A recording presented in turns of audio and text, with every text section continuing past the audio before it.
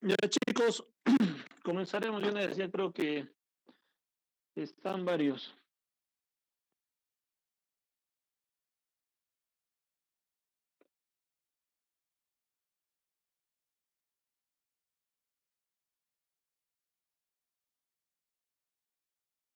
Ya. Ya chicos, buenas noches, vamos a comenzar con las clases. Voy a quitarme esto. Está bien.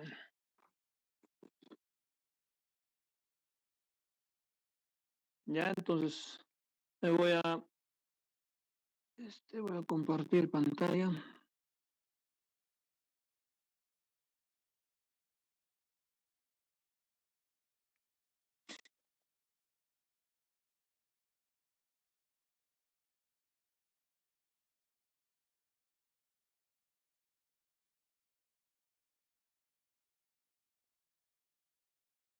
Ya, chicos, ¿se ve la pantalla?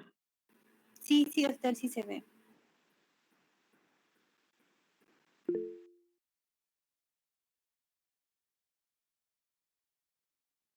Ya.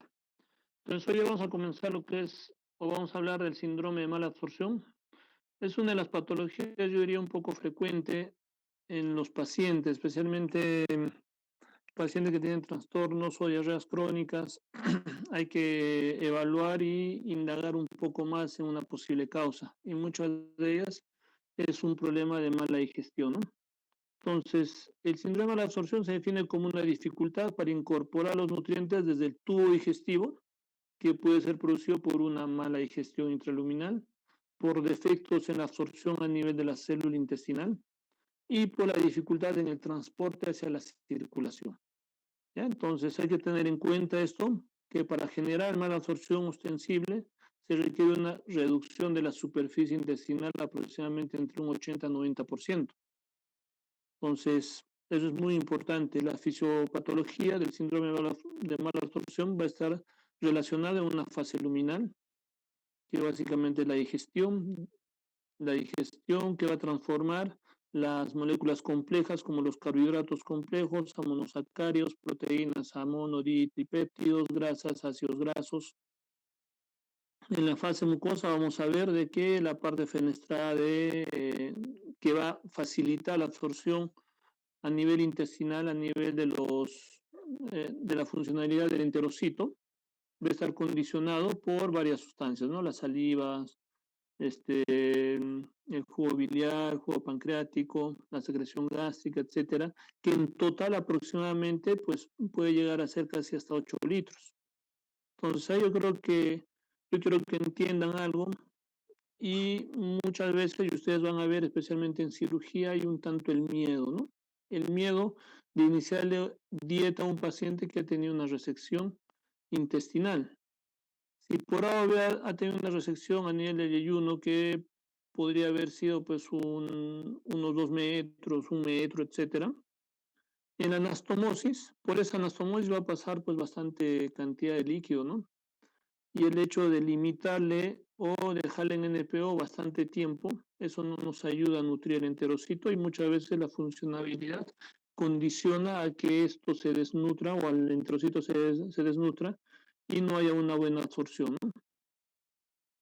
Entonces, los tipos celulares a nivel del intestino delgado, vamos a ver en relación a las criptas, en relación a las vellosidades, vamos a ver las células de absorción a nivel de la superficie, células caliciformes, enteroendocrinas, células regenerativas, las células de Panet, las criptas de Lieberkühn, etcétera, que van a ayudar en la digestión. Entonces acá vemos la superficie luminal cómo está adaptada, cómo está compuesta por microvellosidades, vellosidades, los pliegues circulares y el intestino, ¿no? Entonces, los lugares donde se produce la absorción a nivel del tubo digestivo, vamos a ver de que todos los que salimos los fines de semana, un 20% del alcohol se digiere o se absorbe en el estómago y hasta un 80% a nivel del intestino delgado. Y también a nivel intestino delgado vamos a ver que se absorbe minerales, vitaminas, aminoácidos, grasas, agua, bilis, etcétera. Y a nivel de colon la absorción ya es menor. Básicamente es agua, algunos ácidos y algunos gases sodio, potasio y en el resto ano ya se termina de formar las heces, ¿no? En la fase de transporte y posabsortiva, vamos a ver de qué va a depender esto, la vía sanguínea y la vía linfática. A ver, un ratito, chicos, voy a conectar el cargador porque si no se va a ir. ¿Bien? En relación a los hidratos de carbono, en la dieta vamos a ver de qué lo que va a digerirse van a ser los monosacáridos, disacáridos, polisacáridos en diferentes características, glucosa, galactosa, fructosa, lactosa, sacarosa, etcétera. Y la fibra va a depender mucho la absorción de estos. Entonces, esto sí quiero que entiendan porque es muy importante la fibra en la absorción de los hidratos de carbono y en la dieta, especialmente en los pacientes diabéticos, ¿no? Paciente diabético que se excede y que no come fibra, la posibilidad de que tenga mayor absorción de hidratos de carbono o carbohidratos en sí es mucho más alto y eso puede condicionar a una mal control de la diabetes. Entonces es importante tomar en cuenta la fibra en ingestión de carbohidratos, ¿no? Entonces, ¿cómo se digiere los carbohidratos? La digestión va a ser especialmente a nivel de la boca, de la luz intestinal. Vamos a ver de qué. Ya. Esto va a estar dependiente de la amilasa salival y pancreática. Y la disacaridasas de los enterocitos también van a condicionar a que estos hidratos de carbono se digieran a nivel intraluminal. ¿Ya? Entonces eso es importante para que nosotros entendamos cómo es la digestión y dónde se localiza básicamente la digestión de los hidratos de carbono en la boca y en la luz intestinal o a nivel del intestino delgado, ¿no? En la absorción vamos a ver de que esto va a ser por difusión facilitada, va a entrar hacia el enterocito, del enterocito va a haber una digestión a nivel del enterocito, una descomposición, y esta va a pasar hacia la porta, hacia el hígado y hasta la circulación general, ¿no? Los lípidos en la dieta, especialmente los triglicéridos, son los lípidos más abundantes de nuestra dieta, que van a estar constituidos por triglicéridos, se van a empezar a desintegrar, van a producir fosfolípidos, colesterol. Nuestro organismo puede sintetizar casi todos los lípidos, excepto los ácidos grasos esenciales, como el linoleico y araquidónico.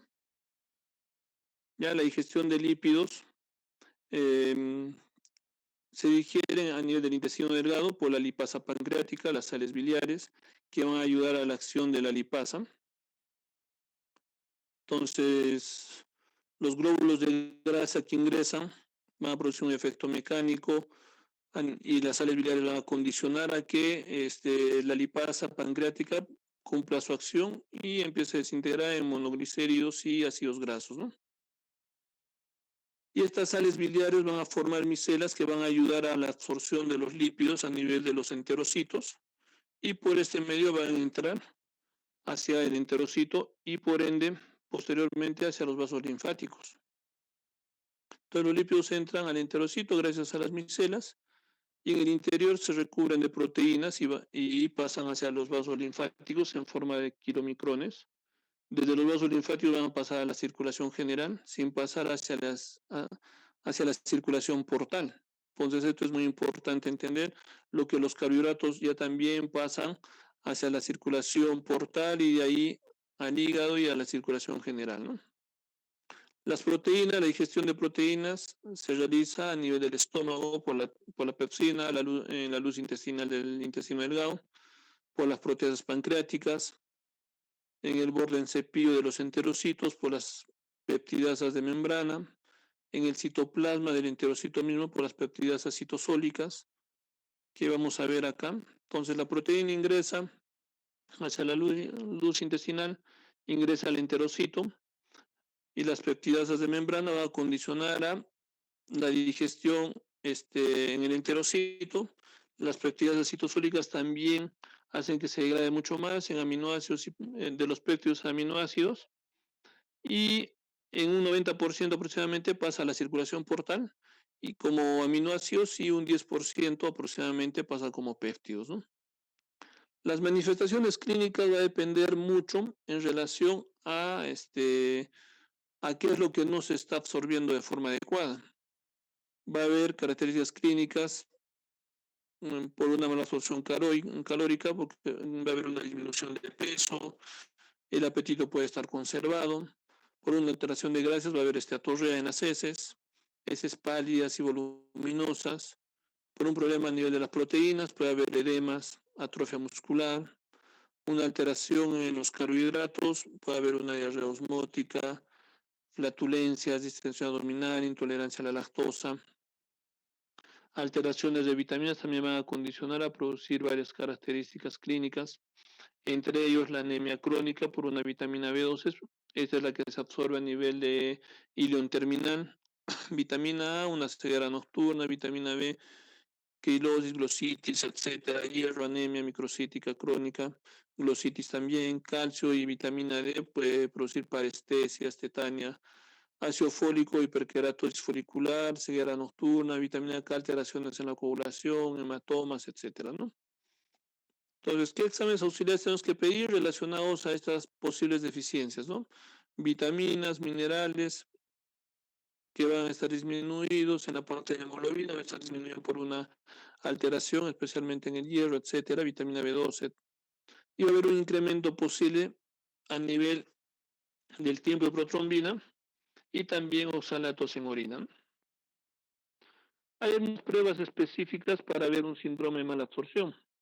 Estas pruebas diagnósticas de mala absorción, especialmente de grasa, vamos a ver que hay una grasa cuantitativa en heces, que es el test de Van de Kamer, que va a medir la cantidad de grasa que se va a encontrar a nivel de las heces.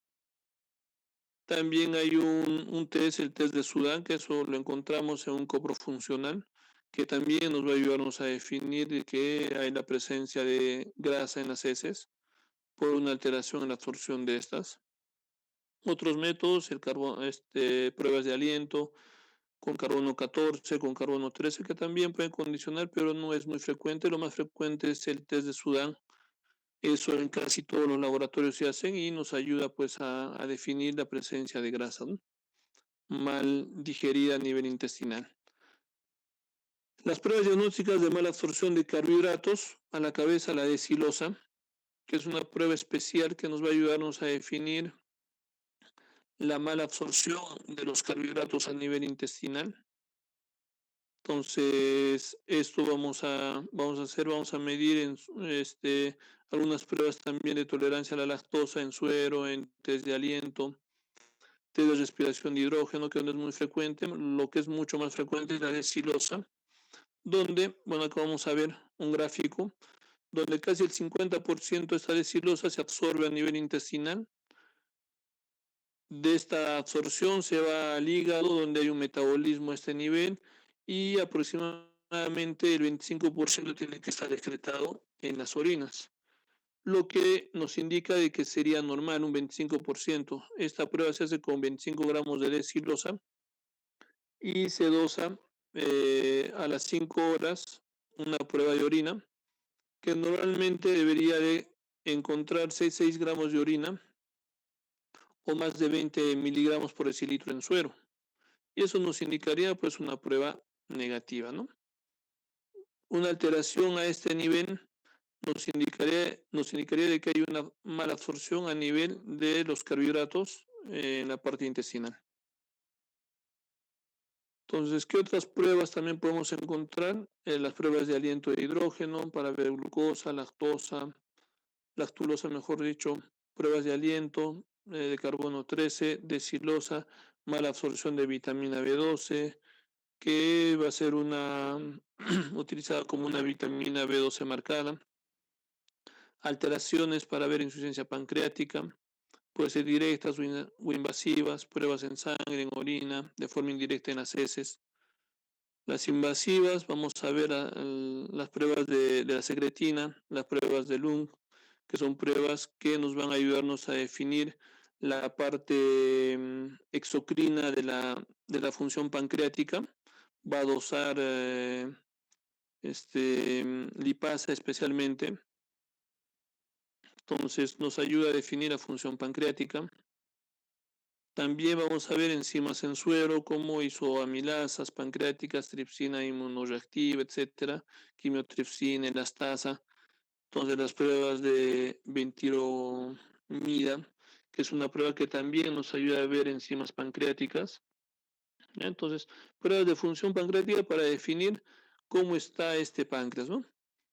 Radiológicamente nos puede ayudar en cierta forma algunas imágenes sugerentes de afectación extensa a nivel intestinal, pero no son muy concluyentes, son mucho más subjetivas. Endoscópicamente nos puede ayudar el hecho de tomar biopsias por endoscopía, la parte duodenal, y de esta manera ver la característica de la mucosa intestinal, ¿no? La cápsula endoscópica nos ayuda a ver imágenes, básicamente, ¿no? Pero la enteroscopía nos ayuda a tomar biopsias si es que habría alguna alteración a nivel intestinal. Esta última explora mejor lo que es yeyuno, ilio, y por ende se puede observar o se puede investigar casi un 100% de la mucosa intestinal. Biopsias intestinales por enteroscopía y por endoscopía, ¿no? Puede haber divertículos yeyunales que pueden condicionar mala absorción, pliegues prominentes, edemas a nivel de la mucosa y signos de las monedas apiladas, que estamos viendo en la imagen de la derecha. Entonces hay alteraciones de la mucosa intestinal, atrofia de las vellosidades. Al lado izquierdo vemos un intestino normal, al otro lado atrofia de las vellosidades intestinales en la biopsia. El enfoque clínico del paciente con síndrome de mala absorción es muy importante, ya que cuando ven un paciente con posible sospecha de mala absorción, de forma global, podemos hacer unas pruebas específicas. Si estas pruebas específicas salen negativas, tenemos que hacer pruebas de cuantificación de grasa fecal, lo que es el Sudán. Sale positiva, podemos hacer también pruebas de desilosa para ver la mala absorción en carbohidratos. Si sale positiva, hay que hacer estudios morfológicos. Si sale negativa, podemos hacer pruebas de función pancreática, que son menos frecuentes. Los problemas más frecuentes son problemas de mala absorción en la parte de la sustancia o de las grasas, de los carbohidratos, y una alteración pancreática no es muy frecuente, ¿no? Entonces, como casi última opción. Las causas de mala absorción hay que definir frente a qué paciente estamos y dónde posiblemente puede estar la lesión. Puede ser en la fase luminal, especialmente en los pacientes post-gastrectomía, enfermedades de páncreas, pancreatitis crónica, cáncer de páncreas, fibrosis quística, reducción de concentración de sales biliares, enfermedades hepáticas, enfermedades de vías biliares, inactivación de enzimas, gastrinomas, sobrecrecimiento bacteriano, fármacos, fase a nivel de la mucosa misma, a nivel de la superficie, a nivel absortiva inadecuada, síndrome intestino corto, especialmente pacientes operados, resección intestinal, alteración de la mucosa intestinal, enfermedad celíaca, enfermedad tropical, enfermedad de Crohn, Whipple, linfomas, enteritis por radiación, gastroenteritis eosinofílica. Es importante este punto porque cada vez más estamos teniendo enteritis eosinofílicas, no solamente a nivel intestinal, sino también esofagitis eosinofílica, colitis eosinofílica, etcétera, ¿no? Entonces, ¿por qué? Porque cada vez utilizamos una de las causas que conlleva a producir enteritis eosinofílicas a cualquier nivel es el uso inadecuado de la lactancia complementaria, ¿no?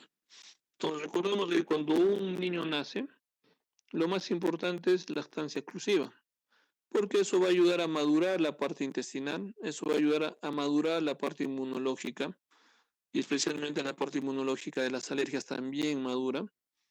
Pero si esto no es posible y comenzamos a dar leche maternizada. Eso puede condicionar a producir problemas inclusive atópicos y uno de esos problemas atópicos son las enteritis o gastroenteritis eosinofílicas desde esófago hasta colon y que puede condicionar pues desde reflujo, gastritis, problemas de mala absorción, diarreas crónicas, etcétera, ¿no? Entonces, hay que tomar en cuenta bien esto porque cada vez más está siendo frecuente este problema. Amiloidosis, esclerodermia, déficit de disacaridasas, gamaglobulinemia, abetalipoproteinemia, etcétera, son como causas y en fase de transporte, problemas vasculares, pericarditis congestiva, insuficiencia cardíaca congestiva, vasculitis, insuficiencias vasculares mesentéricas, arteriosclerosis es muy importante que eso condiciona insuficiencia vascular mesentérica, problemas linfáticos, linfangistasias intestinales, tuberculosis, linfomas que pueden condicionar también. Los fármacos también pueden condicionar causas de mala absorción, enfermedades metabólicas también, otras enfermedades que son menos frecuentes realmente, pero sí tenemos que tomar en cuenta frente a qué paciente estamos y hacer una mejor anamnesis. Algunas causas específicas como el sprue celíaco, que cada vez también está siendo muy frecuente. Antiguamente era denominado como un sprue no tropical, porque hay un sprue tropical, o enteropatía sensible al gluten, ¿no? Entonces, la enfermedad celíaca está enfocado a problemas de gluten. Se va a caracterizar por una mala absorción de nutrientes, lesiones histológicas a nivel de la mucosa del intestino delgado, muy típicas, pero no son muy específicas. Una rápida mejoría clínica al momento de eliminar el gluten de la dieta. Y la prevalencia puede ser de 1 en casi 1000 habitantes en raza blanca.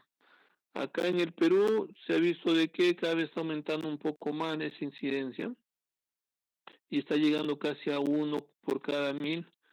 Todavía estamos un poquito más alejados, pero hay que pensar también una posible causa cuando tenemos algún problema de estos. Ujú. Eh, eh, eh. En la fisiopatología vamos a ver que básicamente es un desorden inmunológico activado por el gluten en individuos genéticamente predispuestos. No todos hacemos intolerancia al gluten. ¿En dónde hay gluten? En el trigo, avena, cebada, centeno, en cereales, etcétera. Entonces es muy importante tomar en cuenta y si por ahora estamos pensando, lo cierto es de que hay muchas, vamos a ver algunos exámenes muy especializados para definir algún tipo de intolerancia o ver algún trastorno funcional o un síndrome de mala absorción y muchas veces pues no contamos con los medios suficientes o el paciente no tiene el presupuesto adecuado para hacer un descarte respectivo. Pero de forma previa a algunos otros exámenes podemos hacer que el paciente se limite en comer o tener una dieta con gluten y muchas veces mejora este cuadro. Entonces podemos hacer como ensayos en pacientes suspendiéndole el gluten y ver la mejoría, ¿no? En la fisiopatología, los individuos genéticamente predispuestos desarrollan una sensibilidad hacia el gluten. La gliadina se une a las moléculas al complejo mayor histocompatibilidad de clase 2, DQ2, que se expresa a nivel de la superficie de la mucosa, etcétera, a nivel del endotelio intestinal, las células T inmunocompetentes van a liberar citoquinas y van a iniciar el proceso inflamatorio a este nivel y va a haber una alteración por la activación del gluten a nivel endotelial y una alteración a nivel del enterocito, ¿no? Y por ende va a haber una alteración en su funcionabilidad y un síndrome de mala absorción, produciendo histológicamente atrofia de vellosidades parciales o completas, aumento de linfocitos y células plasmáticas intraepiteliales. Vamos a tener una clasificación de March, que eso es básicamente histológico, para definir frente a qué paciente y frente a qué estadio estamos. Preinflamatoria de la mucosa o aumento de linfocitos intraepiteliales, hiperplasia de las cristas, atrofia parcial de las vellosidades, atrofia total de las vellosidades, dependiendo de la clasificación y el estadio, podemos definir frente a qué paciente con espuru celíaco o con celiaquía estamos, ¿no? Acá vemos atrofia de las vellosidades, aumento de linfocitos y úlceras plasmáticas intraepiteliales. Vamos a ver que el cuadro clínico, muchos pacientes que tienen enfermedad celíaca son sintomáticos, pero eso es pues una mínima parte. Pueden o no tener lesión de la mucosa manifiesta o no, y un gran porcentaje, a pesar de la mucosa o lesión de la mucosa, pues no tienen sintomatología o es una celiaquía silente, ¿no?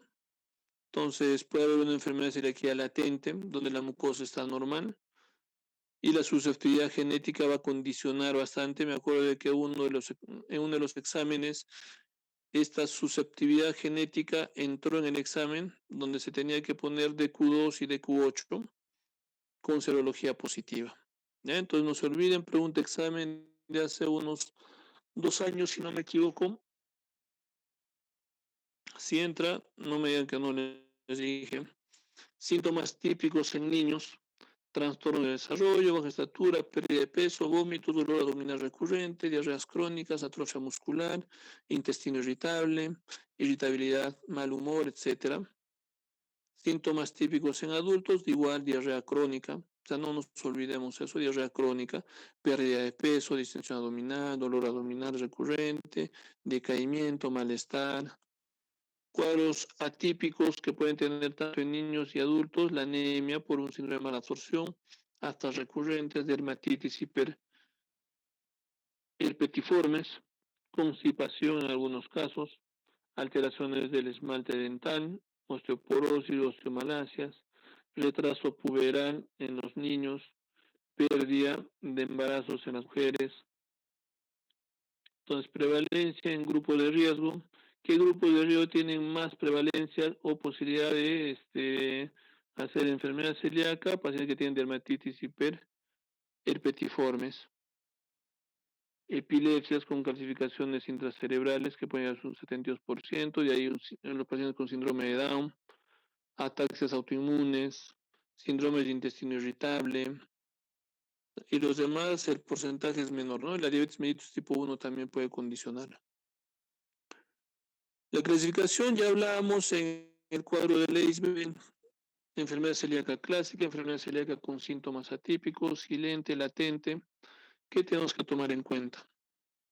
Diagnóstico, hallazgos clínicos, la biopsia a nivel del intestino delgado es muy importante.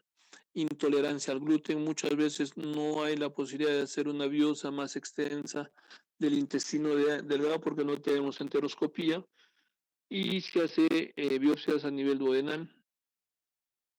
Y la supresión del gluten, y vemos mejoría clínica, ¿no? Entonces es importante hacer una buena anamnesis, ver cuál es la dieta que tiene el paciente, ver si en su dieta pues hay una dieta rica en gluten o no, y de acuerdo a eso darle algunas indicaciones previas y posteriormente hacer algunas pruebas serológicas también, ¿no? En endoscopia vamos a ver alteraciones a nivel de la mucosa intestinal, atrofia, en las biopsias, infiltraciones.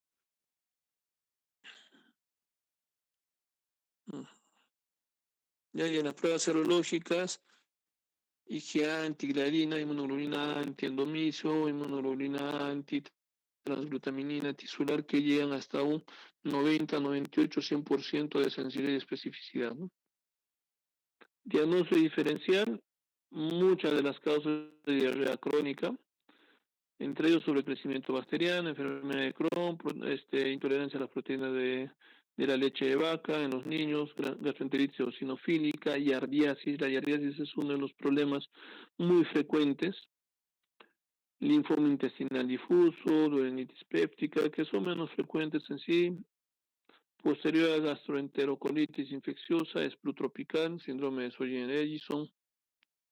El tratamiento: a la cabeza eliminar e identificar la dieta de todos los alimentos que puedan contener gluten.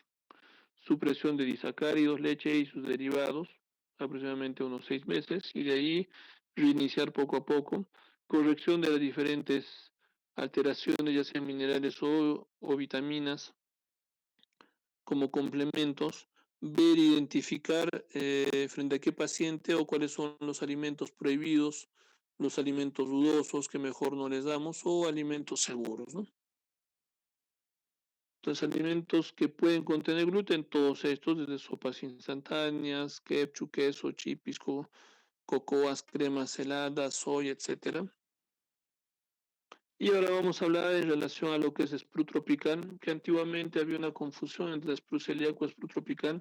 Actualmente se ha visto que el Sprue tropical es un síndrome crónico adquirido en áreas tropicales, de etiología presumiblemente de origen infeccioso, caracterizado por anormalidades estructurales y funcionales a nivel del intestino delgado, especialmente de los enterocitos, que eventualmente van a conducir a producir deficiencias nutricionales, las cuales son mejoradas al ser tratadas con antibióticos y vitamina B12.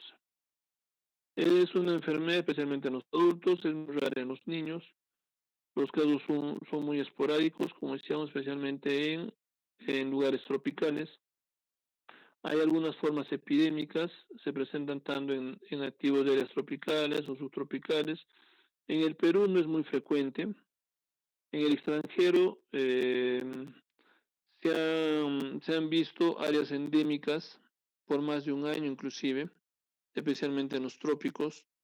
La prevalencia e incidencia no ha sido claramente establecida. Vamos a ver de que la distribución geográfica del Sprue tropical básicamente es en los trópicos, en la parte norte de América del Sur, en la parte sur de Asia, ¿no es cierto? Entonces, bueno, es muy frecuente este problema del Sprue tropical. Y en la fisiopatología vamos a ver básicamente una alteración a nivel del enterocito, donde va a haber una alteración bacteriana, por una inflamación bacteriana, y eso va a condicionar a que no haya una buena absorción de carbohidratos, de vitaminas, de ácidos biliares, aminoácidos, etcétera. Anormalidad del transporte a nivel del intestino delgado, caracterizada por secreción neta del agua, disminución de la absorción de aminoácidos y dipéptidos, deficiencia en la activación de disacáridos, dismotilidad intestinal, disminución en el tránsito intestinal, anormalidades a nivel de las hormonas péptidas del tracto gastrointestinal, incremento de la concentración de la motilina, enteroglucagón, etc. Y la etiología está asociada a la contaminación del intestino delgado con bacterias aeróbicas como la Klebsiella pneumoniae, E. coli, Enterobacter cloacae, partículas virales, coronavirus, que está de moda el coronavirus. Mm, Acá hacer un comentario en relación a que ahora con la pandemia del coronavirus también se está viendo problemas gastrointestinales y es más o menos la causa del problema o de las partículas que deja el coronavirus a nivel intestinal, que condicionan problemas especialmente en el intestino, y muchos de los pacientes que han venido con coronavirus pues han tenido problemas diarreicos, ¿no? Entonces diarreicos, se les ha exacerbado este, problemas esofágicos, reflujos, etcétera, ¿no? Y muchas veces pues es un problema multicausal el Sprue tropical. Cuadro clínico, una fase inicial puede producir diarrea acuosa, fiebre, mal estado general, que puede durar una semana, 3 meses, etcétera. Como segunda fase persiste la diarrea crónica, anorexia, distensión abdominal, pérdida de peso, glositis, estomatitis, edemas, etcétera. Y el diagnóstico, la prueba de absorción de grasa, vitamina B12, en relación a su absorción, la absorción de silosa, cuando son patológicos nos ayuda a definir un Sprue tropical, ¿no? Atorrea, biopsias intestinales, especialmente a nivel intestino delgado, va a haber vellosidades acortadas, engrosadas con aumento de la altura de las criptas, infiltración de la lámina propia por células mononucleares. Entonces, endoscópicamente vamos a tener una alteración de la mucosa.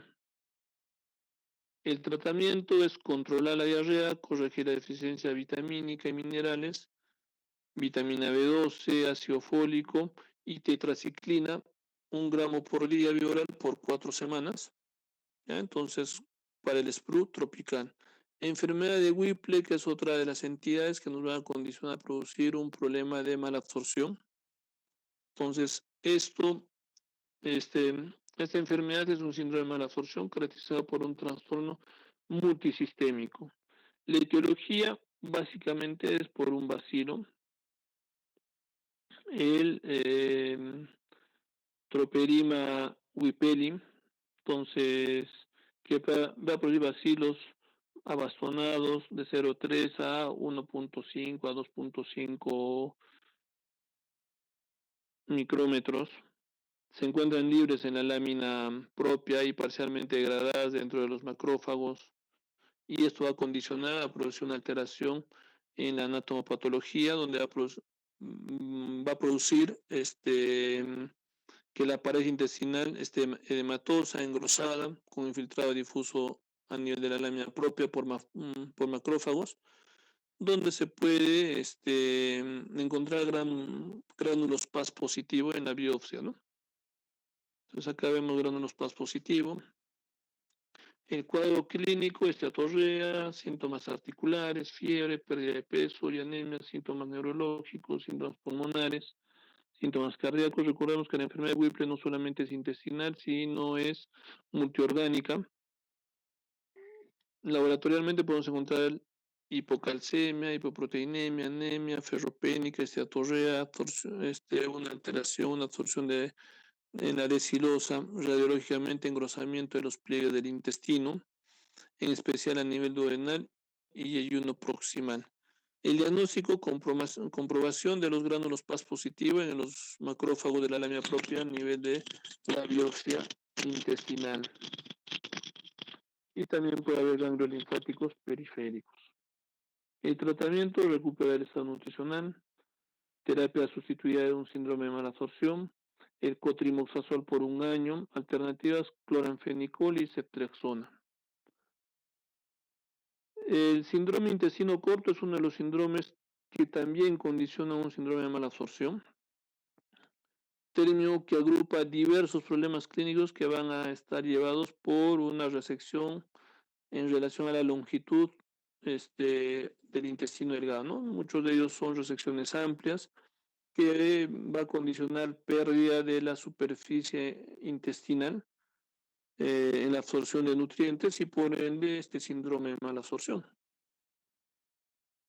La resección quirúrgica puede estar indicado por isquemias mesentéricas, aterosclerosis, fenómenos trombóticos, vasculitis, enfermedades difusas del intestino delgado, enfermedad de Crohn, que el manejo puede ser resección quirúrgica, intervenciones y enfermedad previa del intestino, traumatismos, derivaciones y ayuno ileales en obesos especialmente, y acá lo que faltaba era como causas también tumores.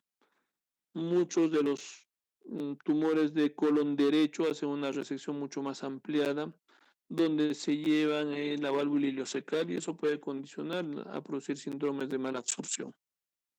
El cuadro clínico y diarreas crónicas, osmóticas, esteatorrea, hipersecreción gástrica, probablemente por falta de inhibición hormonal o por disminución del catabolismo de la gastrina, complicaciones, deficiencias nutricionales específicas, cálculos renales, litiásicos de oxalato de calcio, acidosis metabólica, etcétera, ¿no?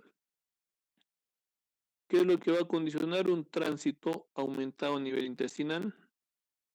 El tratamiento farmacológico o piazos a la cabeza para reducir la producción de heces, análogo de la somatostatina, la dieta pobre en grasa, rica en hidratos de carbono. En ausencia de la válvula ileocecal, considerar antibióticos, porque la válvula ileocecal nos ayuda a contener y que este flujo a nivel intestino delgado e intestino grueso no sea muy rápido, y también ayuda a producir la absorción de nutrientes, de agua a nivel intestino delgado. Pero si no tenemos la válvula, esto va a condicionar de que vaya mayor flujo y también La función de que regrese las sustancias de colon hacia intestino sean menores y por ende haya menor cuadros infecciosos a nivel intestino delgado. Y cuando tenemos la ausencia de esta hay que considerar un antibiótico posible que puede estar condicionando también mayor inflamación, especialmente a nivel intestino delgado, por el reflujo de las sustancias del colon hacia el intestino delgado. Si hay una hipersecreción, podemos dar IBPs. Si hay deficiencias nutricionales, podemos dar suplementos. Podemos dar, y se está viendo que es un factor trófico que va a ayudar a aumentar la capacidad absortiva, la capacidad en relación a aumentar las tasas intestinales, etcétera, la glutamina y las hormonas de crecimiento. Entonces están ayudando como factores tróficos para mejorar la absorción a nivel y mejorar la mala absorción de estos pacientes, ¿no? Otro de los cuadros es la deficiencia de la lactasa, que es la causa más frecuente, intolerancia a los carbohidratos, de forma primaria y de carácter hereditario, de forma secundaria, de forma más frecuente. Sus manifestaciones típicas son dolor abdominal, meteorismo, diarrea, antecedentes de ingesta de leche. Vamos a ver que la lactasa pues, va a estar casi en todo el tubo digestivo, especialmente a nivel intestino delgado, que va a condicionar una alteración a nivel de la absorción de carbohidratos. Tratamiento, forma primaria, suplementos de lactasa, dieta sin lácteos. Como forma secundaria, dieta sin lácteos, dependiendo de la característica del paciente. Otros problemas son alteraciones vasculares. Justo ayer tuvimos un caso clínico de una isquemia, una colitis isquémica, que muchos de ellos son causados por arteriosclerosis o por vasculitis, que pueden condicionar un síndrome de malabsorción, ¿no? Puede producir malabsorción como consecuencia de la alteración en el transporte y la lesión de la mucosa por la colitis isquémica. Y no solamente va a nivel del colon, sino puede haber también enteritis isquémicas a nivel intestino delgado, ¿no? La esteatorrea suele ser moderada y el cuadro clínico viene dominado por los síntomas específicos de acuerdo a la isquemia crónica que puede tener. Puede haber angina intestinal, dolor abdominal, postprandial, pérdida de peso, ya que nos puede estar indicando de que ese paciente puede ser que está haciendo pues microinfartos o microisquemias a nivel intestinal que estén condicionando un síndrome de malabsorción. Linfagiectasias intestinales, que es una entidad caracterizada por dilatación de los conductos linfáticos a nivel del intestino delgado y que clínicamente se comporta como una enteropatía perdedora de proteínas. Puede ser primaria si es genética o secundaria donde hay un defecto adquirido por compromiso a nivel del drenaje de los linfáticos mesentéricos, especialmente un paciente con linfoma o tuberculosis intestinal. La linfangiectasia intestinal también clínicamente se caracteriza por diarrea crónica, edemas generalizados, esteatorrea, dolor abdominal, fatiga, debilidad, vómitos, obstrucciones intestinales, adherencias, ascitis quilosa, retardo de crecimiento, linfangitis de miembros inferiores, etc. Entonces, esas son las características más importantes y algunas patologías más comunes de un síndrome de malabsorción. Lo que sí tenemos que recordar es de que el síndrome de malabsorción va relacionada a una diarrea crónica, ¿no? Entonces, como hablábamos en la anterior clase, diarrea crónica tenemos varias entidades. Lo más común, problemas infecciosos, bacterianos, parasitarios, tuberculosis en nuestro medio, que es muy importante. Un poco más allá, un síndrome de mala absorción, alteraciones en la absorción de diferentes sustancias, grasas, lípidos, proteínas, carbohidratos que pueden condicionar diarreas crónicas.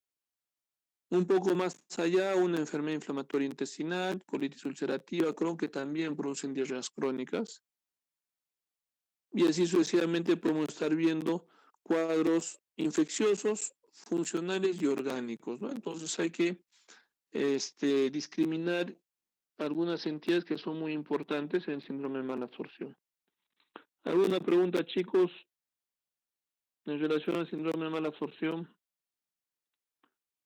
Doctor, una pregunta. sí, dime. En el UpToDate decía que la enfermedad celíaca a veces se asocia a hipoesplenismo y que por eso se recomienda que a algunos pacientes les pongan la vacuna antineumocócica. Yo quería preguntar más o menos por qué es eso y si es que aquí en nuestro medio se maneja algo similar. Bueno, no, uno de que no es muy frecuente la enfermedad celíaca en nuestro medio. El hipoesplenismo podría haber, pero no hay mucha sintomatología que se haya encontrado en nuestro medio. Y la vacuna, peor, si no hay mucha sintomatología, normalmente nosotros no le estamos indicando. Realmente hay muy pocos casos de enfermedad celíaca. Acá en el Cusco nosotros hemos visto 3 casos en los últimos 5 años aproximadamente. Y 2 de ellos pues están manejados en Lima. Y en Lima, en los 3 años que nosotros, bueno, que yo personalmente he estado, hemos visto, si son 5 es mucho en relación a enfermedad celíaca, ¿no? Entonces, no hay mucha casuística de enfermedad celíaca, no es muy frecuente en nuestro medio, pero sí, tal vez hay un subdiagnóstico, porque sí tenemos muchos pacientes. Yo personalmente tengo varios pacientes que vienen con diarreas aparentemente crónicas, porque no define muy bien el paciente. Ustedes saben de que una diarrea crónica es más allá de 3 veces por día, ¿no? Y de características acuosas. Y una diarrea crónica más de 4 semanas. Y a muchos de los pacientes que tienen deposiciones medias sueltas o sueltas, 1 o 2 veces al día, les hacemos suspender la dieta con gluten y se sienten mejor, tienen menos distensión, disminuye esa consistencia de las deposiciones, siguen haciendo 1 o 2 veces, pero más pastosas o más formadas. Entonces, no hemos tenido una experiencia en utilizar la vacuna, ¿no? Para prevenir alguna complicación en pacientes celíacos. Bueno, yo personalmente no hemos manejado. ¿Alguna otra consulta, chicos?